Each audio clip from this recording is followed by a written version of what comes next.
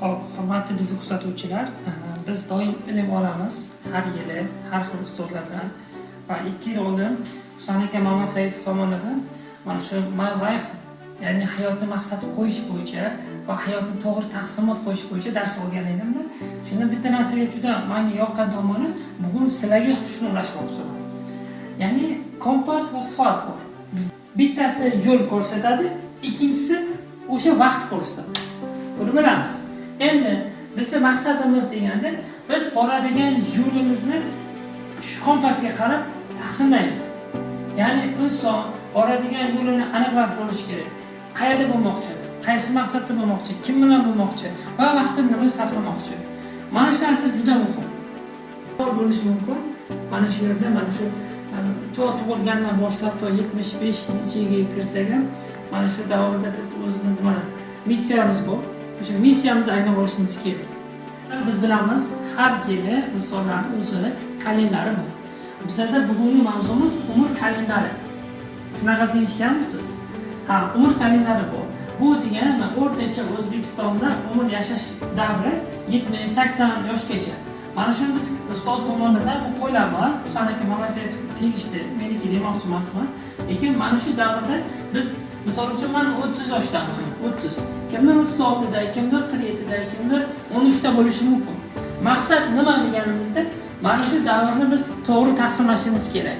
Yodingizda bo'lsa, biz kompas va soatni ko'rsatgan edik. Endi mana shuni bu davomi, qisman davomi. Endi 3-slarda bu davom ko'ramiz. Keyingi sizlarga yetib keldik. Bu yerda mana biz nima ko'rishimiz mumkin? Umrimiz davomida biz misol uchun diniy ilm olishimiz kerak, karyera qilishimiz kerak, kimdir biznes qilish mumkin, kimdir o'sha shaxsiy o'sish uchun qayerda ishlaydi, sport bilan shug'ullanadi, do'stlar toptiramiz va oila munosabat, kimdir uylanadi, kimdir o'sha yangi karyera qiladi va o'zining hobbilari bo'ladi. Mana shu kompas va vaqt bilan birgalikda o'zini missiyasini bilib olish kerak. Va bundan keyingi slaydimiz juda muhim va xulosa qiladigan slayd bo'ladi.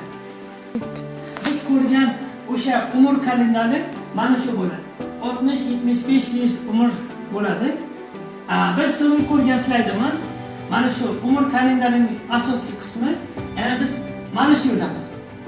Maqsad nima demoqchiman? O'limdan keyin biz, ya'ni qabrdan keyin bizda hisob-kitob bo'ladi. Ya'ni qiyomat kuni insonlar bir qismi jannatda, bir qismi do'zaxda bo'lishi mumkin. Buni biz iymon keltirganmiz. Lekin biz bilmaymiz, jannatga loyiqmizmi yo do'zaxga loyiqmizmi? Buni Alloh biluvchi. Biz maqsadimiz nima deganda, mana shu siz yer sarf hisob qilganda, maqsad qo'ygan yo'l, maqsad bu yo'l bo'lishi kerak. Hech qachon shuni unutmang. Siz qiladigan o'sha solih amallar, ehsonlar, namozlar, ro'zalar va albatta o'sha hattoki tabassum ham mana shu yo'lga sido boradi. Siz qiladigan noto'g'ri harakatlar, vaqtingizni besamar o'tkazish, ichimlik chekish va boshqa yomon salbiy odatlardan xalos bo'lish vaqti keldi.